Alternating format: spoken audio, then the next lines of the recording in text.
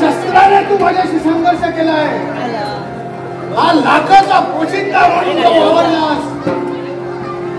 इथे या राज्यात भीक मागून स्वतःचा उदरनिर्वाह करताल.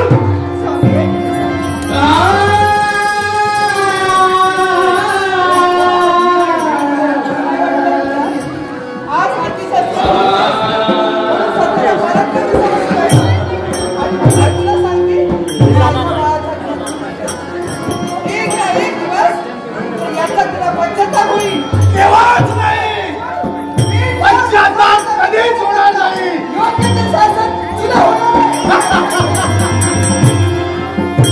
मला आपली इच्छा पूर्ण झाली. कारण महामुनीने सांगितल्याप्रमाणे ते कर्तव्य पूर्ण करायला आलेलं ते कर्तव्य मला पूर्ण झालं.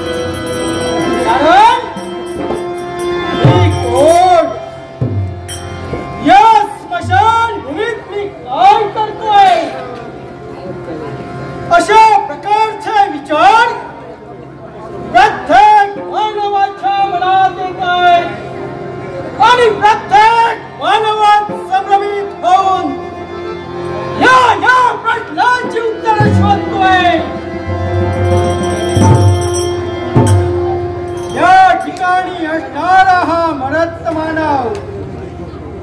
मरून पडलेल्या मानवाचा देह, या देहाला पंचपाडाने त्यागला. राहिला तो फक्त मासाचा डोळा. हा मासाचा डोळा माझं अस्तित्व जाणू शकत नाही. अंतराक्षात पाहिलं सर्व देवता एकत्रित झाल्या आणि प्रत्येक देवता माझ्यावर संशयाने पाहतोय. या विश्वाचा पालन करता देवता म्हणजेच महाविष्णू. तो महाविष्णू देखील आज माझ्या जवळ वेगळ्या नजरेने पाहतोय. त्याच्या बाजूला असणारी ती ब्रह्मदेवता ज्याने या विश्वाची उत्पत्ती केली, पण त्या ब्रह्मदेवाला सुद्धा प्रश्न पडतोय. या जीवाची जर निर्मिती केली नाही तर या देहाची निर्मिती कोणी केली? याचा जन्म कसा झाला आणि या स्मशान भूमीत तो का वावरतोय? माझं अस्तित्व जाणण्याचा प्रयत्न प्रत्येक देवता करतोय. पण देवा किती अभ्यास केला तरी माझं मूळ स्वरूप मी तुम्हाला दाखवणार नाही.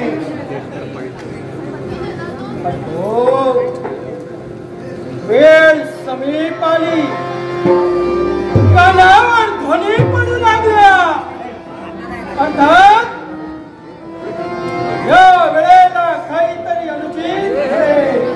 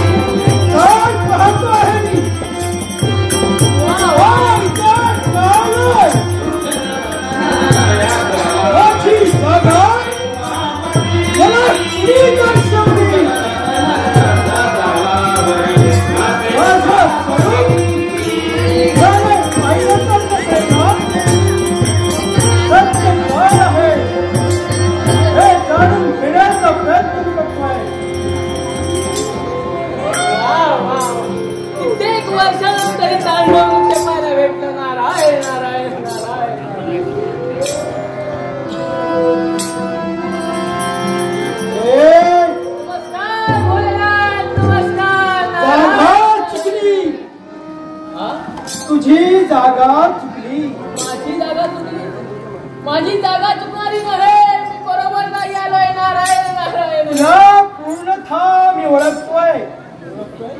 तुझ्या पायाच्या नटापासून मस्तकी असणाऱ्या केसापर्यंत तुझं निरीक्षण मी केलं. त्याच वेळेला मी तुला ओळखला. मला तुम्ही तू दिसतोयस तसा नाही आहेस. शिवशंभो. शिवशंभो कोण शिव आणि कोण शंभो? फक्त स्मशान योगी. या स्मशानात माझं वास्तव्य आणि तेच कर्तव्य मी पार पाडतोय. शिवशंभो, जरी तुम्ही वेशात बदल केला असाल, नावात बदल केला असाल, पण तुम्ही शिवशंकर आहात. नाही, तुला मी ओळखत नाही. ज्याला कधी पाहिलं नाही, ज्याला कधी देखील नाही, त्याला ओळखायचा प्रश्न येत नाही. जाय इथून. तुझा माझा संबंध तो काय? मी जगाला फसवतो आणि शिवशंकर मला फसवायला निघालाय. बघा बघा तुम्ही कसे आपल्या शंभो.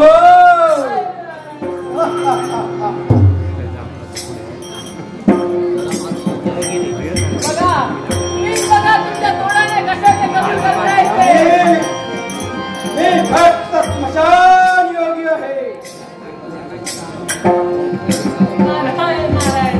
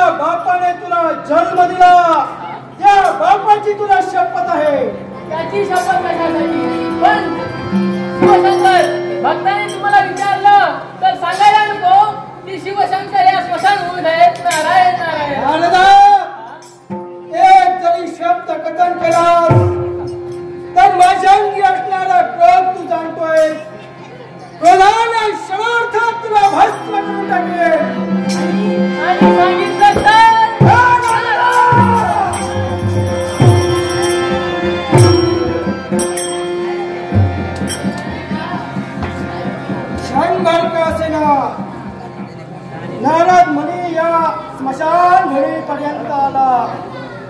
माझी थट्टा आणि मस्करी देखील केली, पण नारद मुनीला मी पूर्णतः ओळखतोय. नारद मुनी म्हणजे देवतांचा अनुयायी. वेळोवेळी देवतांना सहाय्य करून प्रत्येक वेळेला योग्य ते मार्गदर्शन सुद्धा मला करतोय. या वेळेला वेळ झाली आहे. तो माझा बाळ शिवराज येण्याची वेळ झाली आहे. म्हणून या देवाला शांत करावं. शंभो शिवकांत शंभो.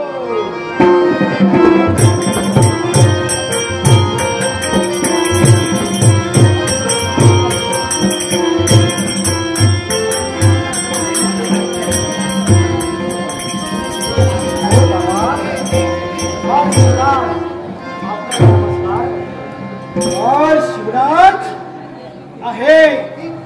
शुभ आणि मंगलमय आशीर्वाद या बापाचा तुला आहे. बाळ शिवराज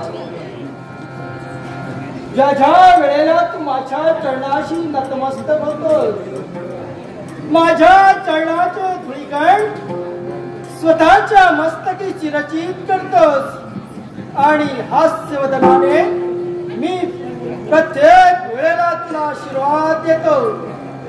आज सुद्धा तू आशीर्वाद माझा प्राप्त केलास. या वेळेला तुझ्या मुखकमलाकडे पाहिलं असता तुझ्या मुखकमलावर दिसणारा तो आनंद आज माझ्या नयनाने पाहिला नाही. याचं कारण बाबा, याला कारण आपण आहात. मग बाबा, या दोन चरणात माझं सारं ब्रह्मांड समाज आहे. म्हणून आजपर्यंत आपल्या चरणाशी मिळवण्याचं कार्य हा शिवराज करतात. पण बाबा, आज मी एक सारखा निराळ वदनार भूमीकडे पाहतोय, खिन्न मनानं अस्वस्थ झालोय. याला कारण देखील आपण आज आहात. याला कारण मी आहे. तुमच्या मुखातून निघणारे ते शब्द, बाळ शिवराज, मी तुझा जन्मदाता बाप नव्हे, मी तुझा कर्मदाता बाप आहे. मी तुला कर्म दिलेले आहे आणि म्हणूनच वेळोवेळी या शिवराजने केलेला प्रश्न बाबा, तर का तुम्ही माझे जन्मदाते बाप नसाल तर सांगा, सांगा माझ्या जन्मदात्या पितृदेवतेचं नाव काय सांगा. कुणाच्या कृषीत राहत तुम्ही या शिवराज बाबा.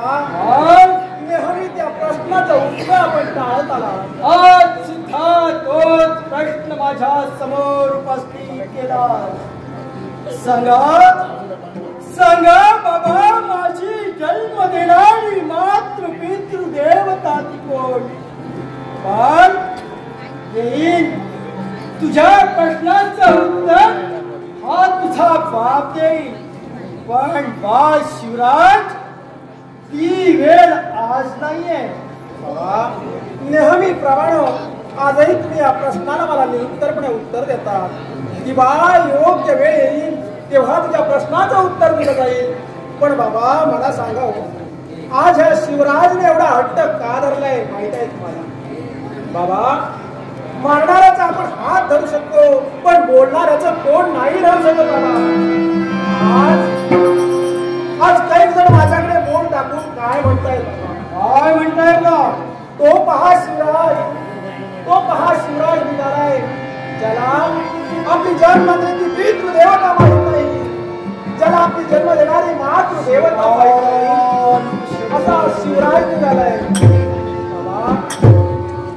आपल्या शत्रूने आपल्याबद्दल वाईट शब्द उच्चारले तर त्याचं वाईट नाही वाटत, पण आपण ज्यांच्यात वावरतोय हीच आपली माणसं जर आपल्याबद्दल वाईट कथन करू लागली तर बाबा, ते शब्द काळजाचा चावा घेत आहे. बाबा, आणि बाबा, आज या प्रश्नाचं उत्तर मला दिलं पाहिजे. टाकीचे घाव सोसल्याशिवाय दगडाला सुद्धा देवपण येत नसतं. मला नको आहे ते देवपण. आज सारी जण माझ्याकडे बोट दाखवून सांगताय हा शिवराज कुणापासून जन्मला असेल तर कदाचित एखाद्या पुरुषानं आपल्या शरीराची भूक भागवण्यासाठी शिवकांत शंभो आपल्या विक्री केलंय. नाही बाबा, मी कुणाची अनावर संपत्ती आहे नाही बाबा, खरंच मी पापाचा गोळा आहे. नाही बाबा, शिवकांत शंभो, पण तू पापाचा गोळा नाही आहेस रे. बाबा, गोळा आहे. पण टाकीचे घाव सोसल्याशिवाय दगडाला सुद्धा देवपण येत नसतं. जीवनात दुःख भोगल्याशिवाय सुखाचा मार्ग कधीही सापडत नाही. पण आज हे संपूर्ण विश्व तुला बोलतंय, तुझा अपमान करतंय. पण सुखानंतर दुःख आणि दुःखानंतर सुख हा नियतीचा कालचक्र प्रत्येक माणसाच्या जीवनात येत असतो. आज तू दुःख भोगतोय, पण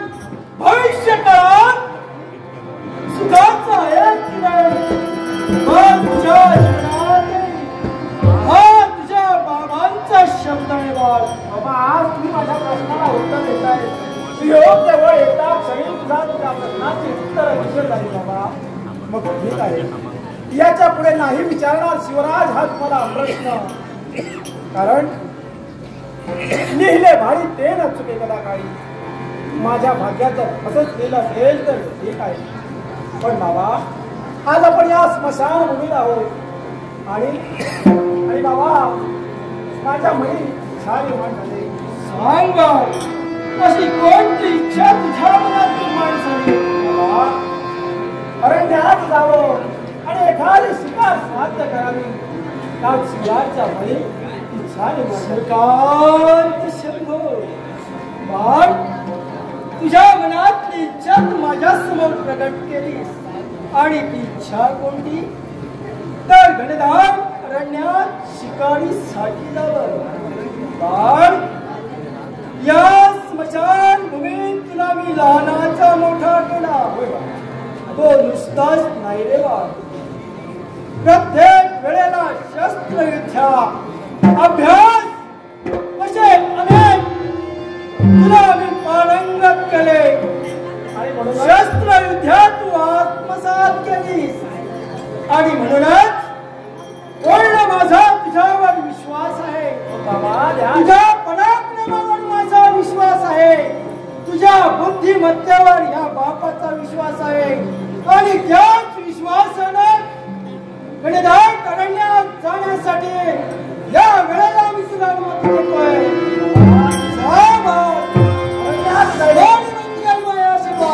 आणि योग्य अशी शिकार मिळतात. लवकरात लवकर आपल्या चरणावर हा शिवराज शिवकांत शंभो.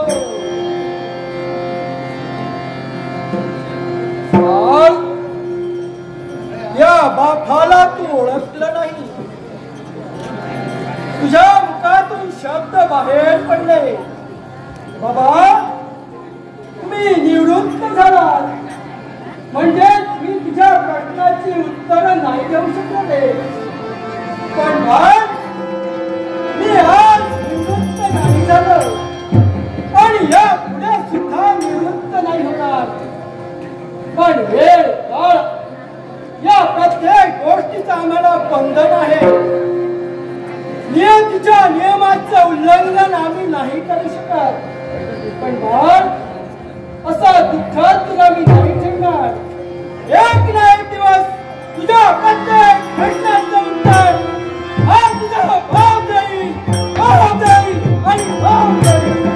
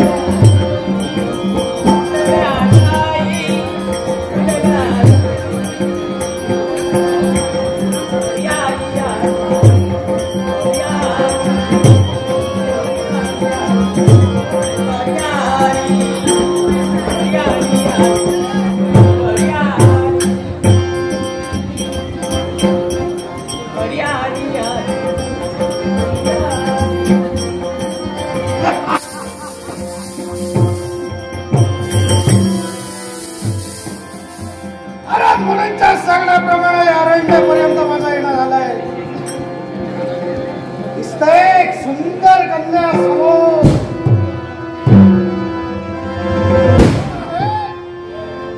की नाही पठाण ओळख करणे.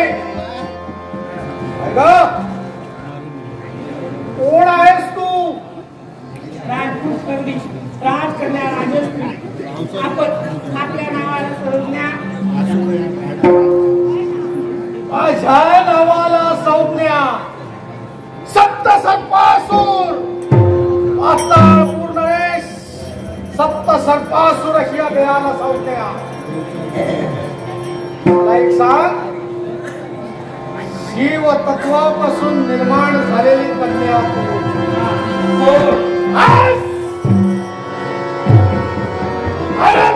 सांगल्याप्रमाणे शिव तत्वापासून निर्माण झालेली कन्या सापडली. जे दुसरं उद्दिष्ट पूर्ण. यावेळी तुला एक प्रश्न विचारतो आहे. समोर असलेला व्यक्ती तुला कसा काय वाटतोय? सुंदर? अति सुंदर. अति सुंदर वाटतो आहे.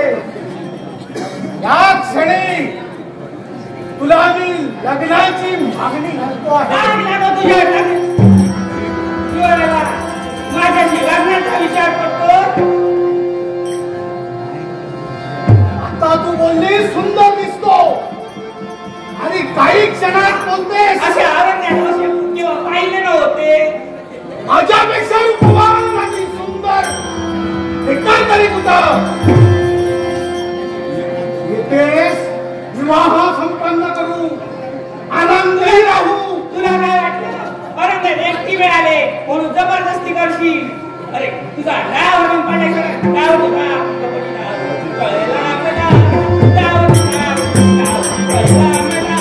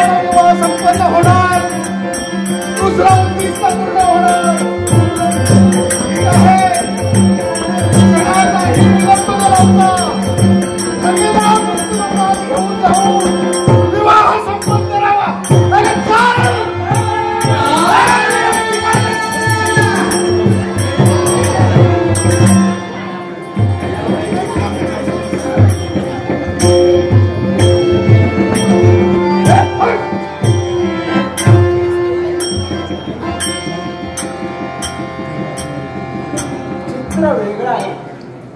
आजपर्यंत असं चित्र उभ्या आयुष्यात पाहिलं आणि पहिला पाहणारही नाही. मग मला सांगे अशी अनोळखी कोण आहे? सप्त सर्पासूर पाताळपूर नरेश. सप्त सर्पासूर अशी देहाला संज्ञा. पाताळ भुवनातून आलायस. पाताळ भुवनातून या मृत्यूलोकी आलायस. म्हणजे तुला वरवर जायची आवड आहे.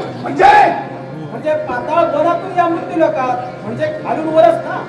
हे वर जाण्याची आवड आहे, पण याच भूमीवर राहून चांगली कर्तव्य करणे. वर पाठवून काय बोलतोय?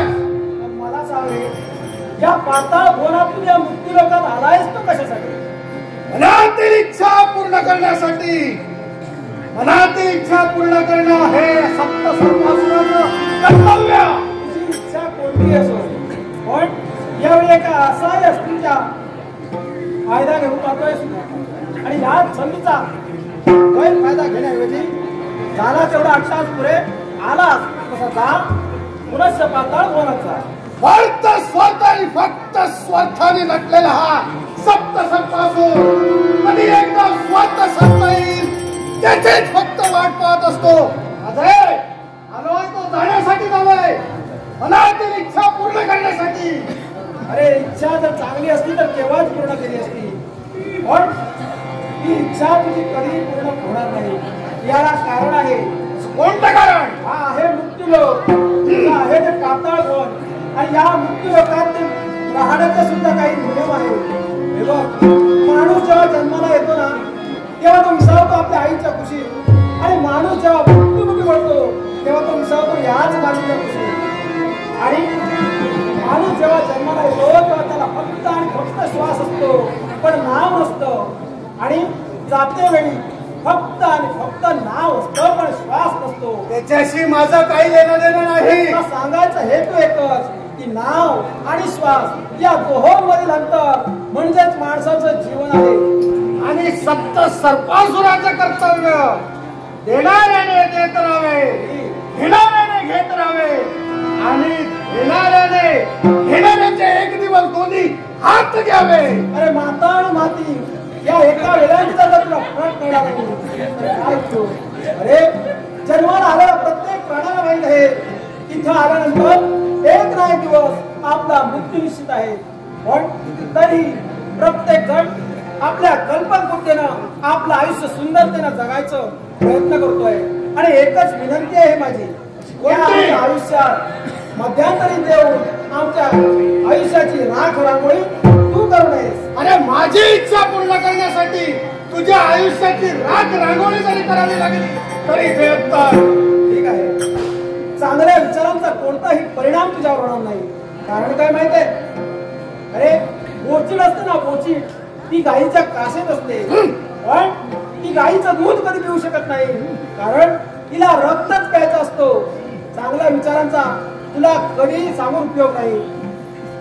सांगितलं का आतापर्यंत मला प्रतिस्पर्धी होता, आणि प्रतिस्पर्धी आपल्याला साम दाम दंडार भेद या नीतीचा वापर मी केला आहे, पण चांगल्या विचारांचा कोणताही परिणाम तुझ्यावर येत नाही.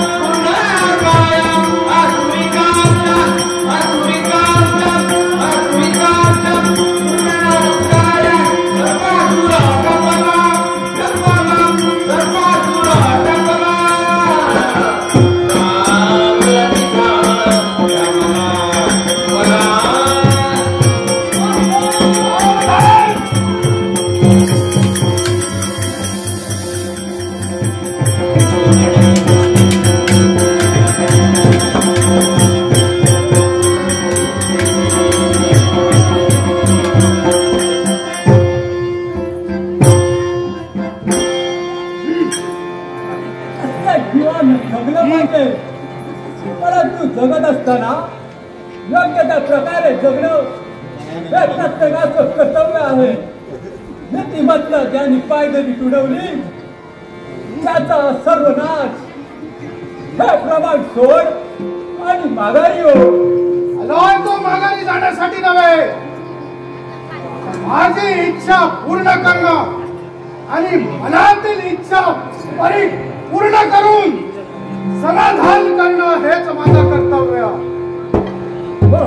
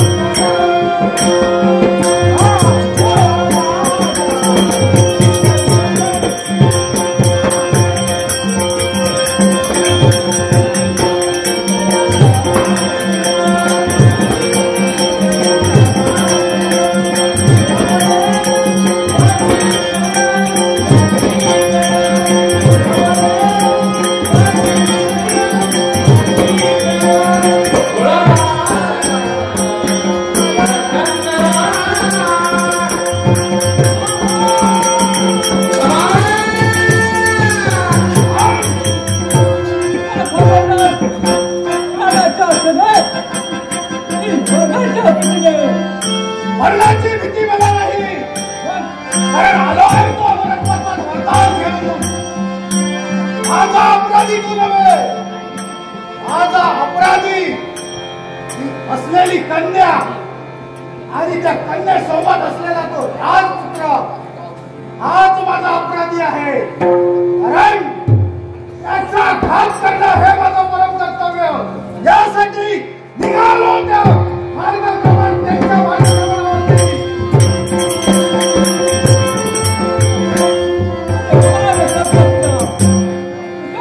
झालेले उद्दिष्ट हे चुकीचं आहे. हे मी कदापि पूर्ण करू देणार नाही.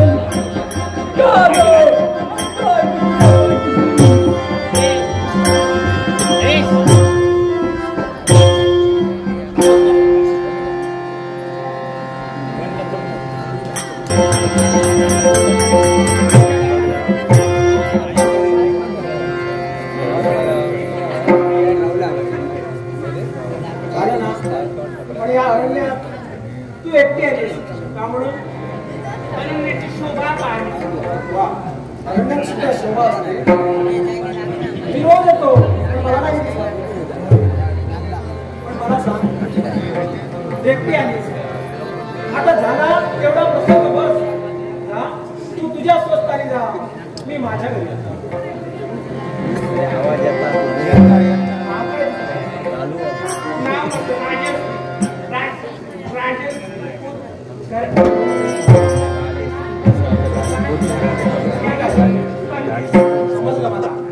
हा जो प्रसंग घडलाय म्हणून भीती निर्माण झाली आहे आणि म्हणूनच तुझ्या मुखातून शब्द उठत नाही. असू दे. पण राजश्री, झालं एवढं खूप झालं. आता तू तुझ्या राजो आणि मी माझ्या घरी निघालो. शब्द ऐकता शब्द शब्द ऐकता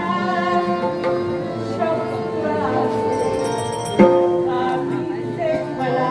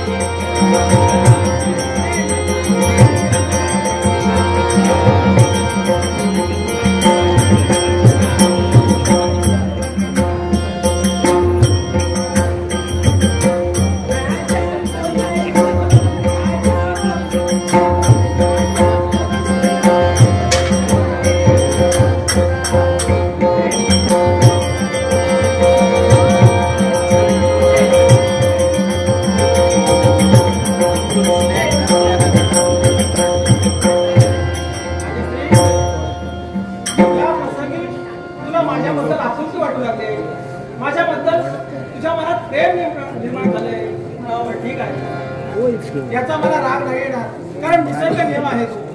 पण राजश्री, कदाचित तुला माझी पार्श्वभूमी ठाऊक नाही. मी राहतो कुठे, मी करतो काय, हे जर तुला एकदा कळालं ना की प्रेमाचा विचार सुद्धा तू करणार नाही. राजश्री, प्रेम केलंय, प्रेम आंधळं असतं. प्रेमाची सुरुवात ही खोटेपणाने यायचं सत्याने व्हायला पाहिजे.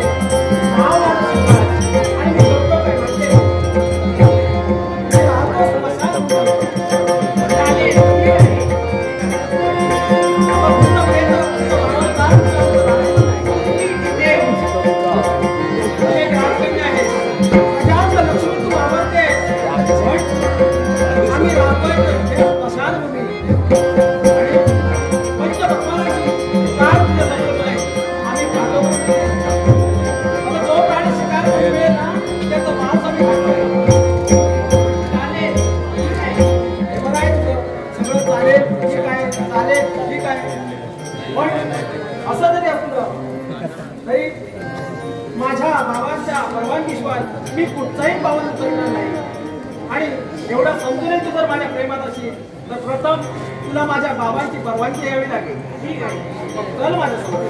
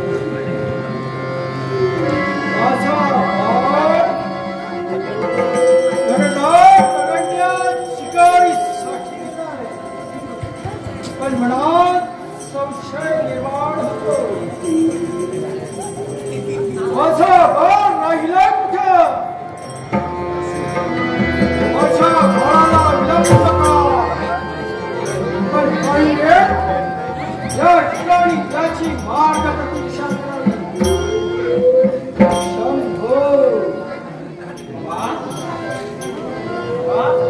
तुमचा शिवराज, तुम्हाला नमस्कार. शिवराज, शुभ आणि मंगलमय तुला आशीर्वाद आहे.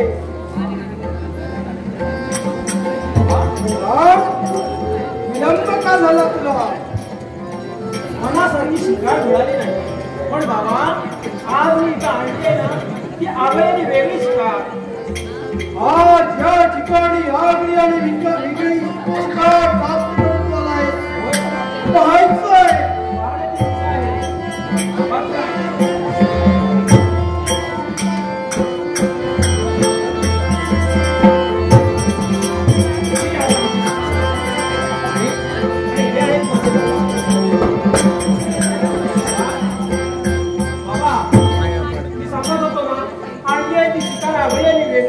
पाहायचंय.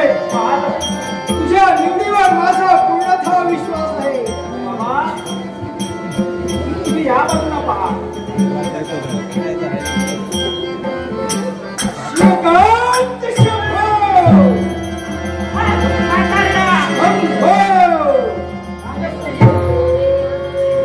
माझे बाबा येते.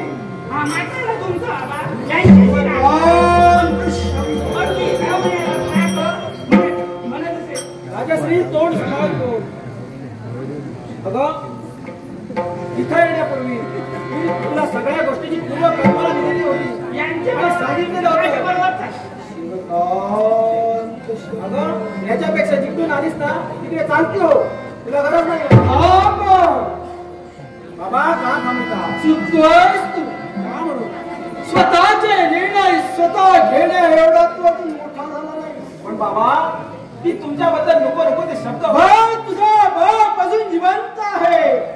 पण बाबा, असल्या प्रेमाची गरज मला नाही. ती जिथून आली तिथून चालती झाली तरी चालेल बाबा. पण भविष्य काळातील प्रेम स्वतःच्या हृदयाशी कवटाळून जिने तुझ्यावर प्रेम केलं, या प्रेमाला तू घालून देतोय. होय बाबा, असल्या प्रेमाची गरज नाही मला. आग लागूया प्रेमाला. एका स्त्रीचा अपमान करतोय आणि एका स्त्रीचा अपमान करून स्त्रीचा शाप घेऊन तू तुझ्या मस्तकी कलंक लावतोय. ठीक आहे, माझ्या मस्तकी कलंक लागला तरी चालेल. पण नको नको त्या शब्दाने कारण केलेलं या स्मशान भूमीत मी तुला लहानाचा मोठा केला. तर हाताच्या फोडाप्रमाणे तुला मी जपिला. मनात अनेक स्वप्न निर्माण केली. माझा बाळ मोठा होईल, पराक्रमी होईल. या विश्वात आपल्या सोबत या बापाचं सुद्धा नाव लौकिक करीन. पण या स्त्रीचा अपमान करतोय. असल्या स्त्रीवर अपमान आज असा अविवेक करेन बाबा मी. नाही बाळ, हिच्याशी तुला संसार करावा लागेल. नाही करणार. कारण बाप हा एका मुलासाठी काही वेळेसाठी असतो. नाही करणार. पण ज्या वेळेला त्याचा शुभ विवाह होतो, त्या वेळेला जीवनाच्या अंतिम क्षणापर्यंत साथ देणारी त्याची घट्ट धर्मपत्नी असते. आणि म्हणूनच या तुझ्या प्रियसीचा प्रत्येक शब्द तुला पालन करावा लागेल. नाही शब्द मी एक क्षणही देखील तू माझं ऐकणार नाही. ऐकणार. माझे ऐकणार नाही. मग या वेळेला या बापाची रक्ताची शपथ आहे.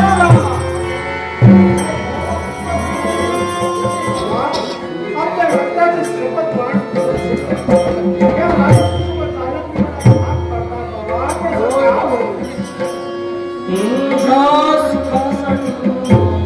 तिच्या सुखासाठी या विश्वात प्रेम हा प्रेम असतं आणि प्रेमानेच प्रेमाला जिंकता येतं. आपला शब्द खाली पडू नये त्याच्यासाठी जरूर जाईल. पण माझं भावी आयुष्य सुखाचं व्हावं म्हणून पायदळी गुरु थोडा विचार करून कर.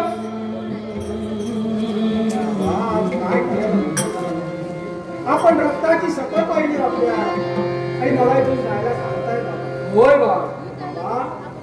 आपल्या केवळ रक्ताच्या सप्तेसाठी मी इथून जायला तयार आहे. माऊली, माऊली, तुम्हाला मी कसं तुम्हाला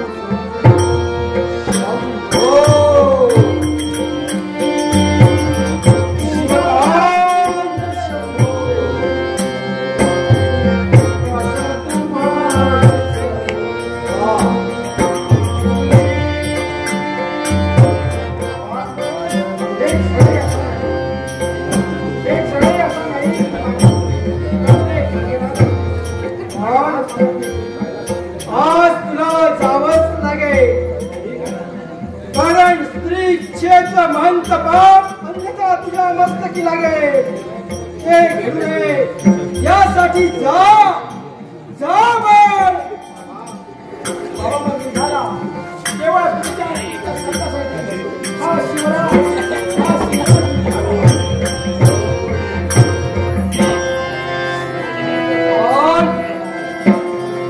तिच्यावर तू प्रेम केलास, इथपर्यंत घेऊन आलास. ही सर्वसामान्य कोणी नाही तर ती एक दैवी शक्ती होती. ज्या वेळेला माझ्या पायांना त्यांच्या हस्ताचा स्पर्श झाला त्या वेळेला माझी बुद्धिमत्ता जागृत झाली. ही गोष्ट करण्यासाठी हे रूप मी संपूर्ण धारण केला. क्षणभर तुझ्या प्रेमापोटी ते कर्तव्य पूर्ण राहिलं आणि तेच कर्तव्य पूर्ण करण्यासाठी या वेळेला हाच मजाक योगी कर्तव्य पूर्ण करण्यासाठी उतरता पाऊल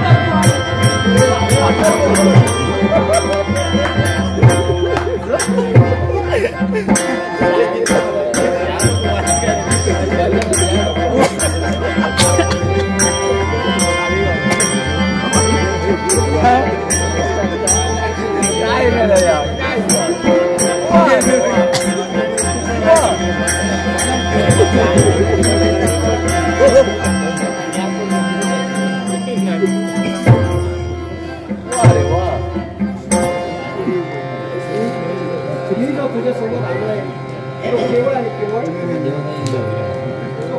केवळ फक्त माझ्या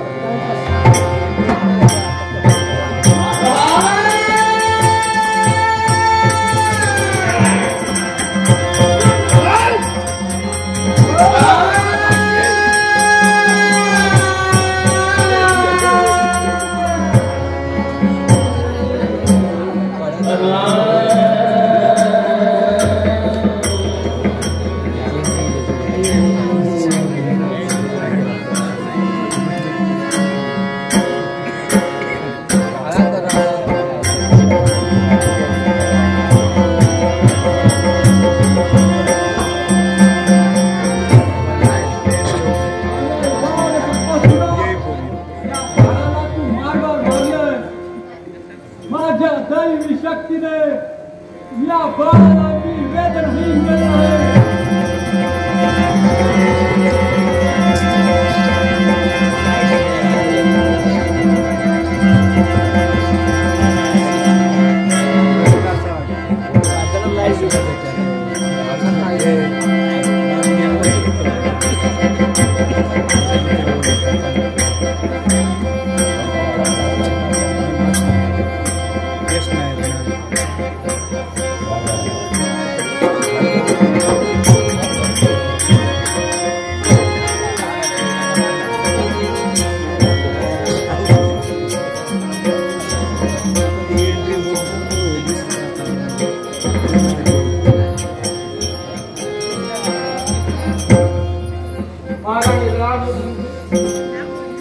आपण या शिवपिंडीची एकनिष्ठतेने पूजा करूया. या ठिकाणी आपल्या कर्तव्य पूर्ण करत असलेली एका या चाटाला खंड पाडला ही भक्ती करायची आपल्या बाळासाठी. आज आपल्याला गेलेलं वैभव दिवस आज आळवणी करूया.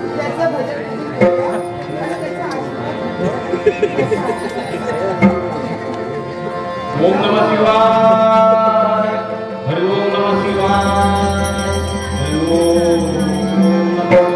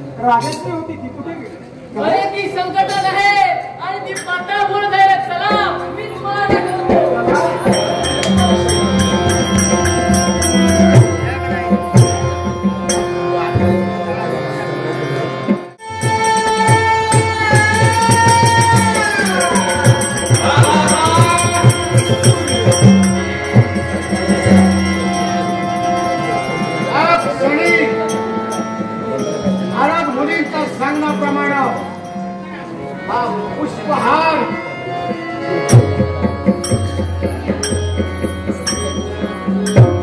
तुझ्या गळ्यात घालून माझी इच्छा परिपूर्ण करणार.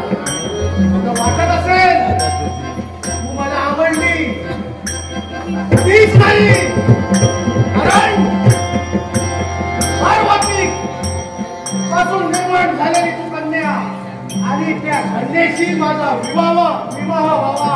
त्यानंतर विवाह झाल्यानंतर हे जे अग्निकुंड आहे त्या अग्निकुंडात तुला बळी देणार आणि त्यावेळी माझी सर्व इच्छा परिपूर्ण.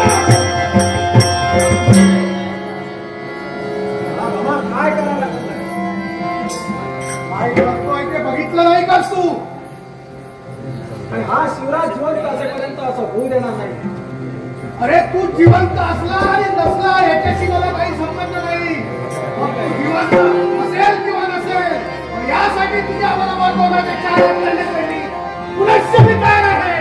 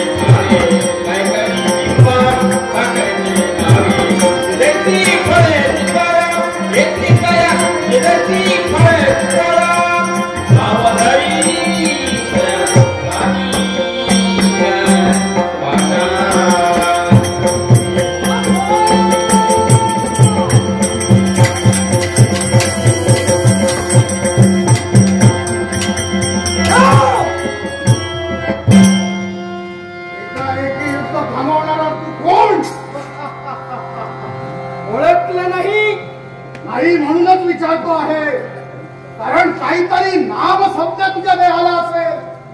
माझं नाव आहे ते एकच, स्मशान योगी.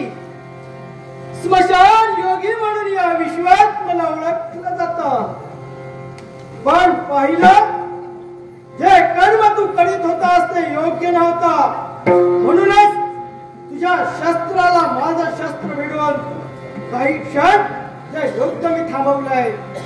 मी प्रत्येकाला संधी देत असतो, तुला सुद्धा एक संधी देतोय. गरज नाही मला तुझ्या संधीची, कारण या दोघांना संपवणं हेच सप्त सर्वासुराचं उद्दिष्ट. याला संपवण्या अगोदर माझ्या शस्त्राला शस्त्र तुला भिडवावं लागेल. आणि तुझी मनातली इच्छा परिपूर्ण करण्यासाठी हा सप्त सर्वासुर तयार आहे. शंभो शिवकांत शंभो. आ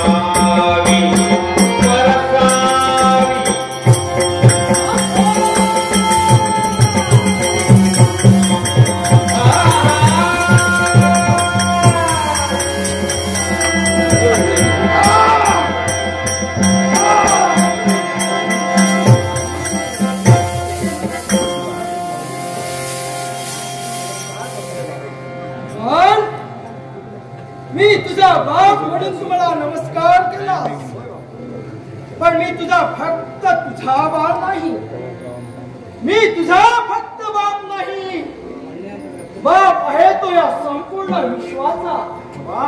आणि त्या संपूर्ण विश्वात जन्म घेणाऱ्या माझ्या प्रत्येक भक्ताचा मला रक्षण करायचं होतं. म्हणूनच हे रूप मी धारण केलं.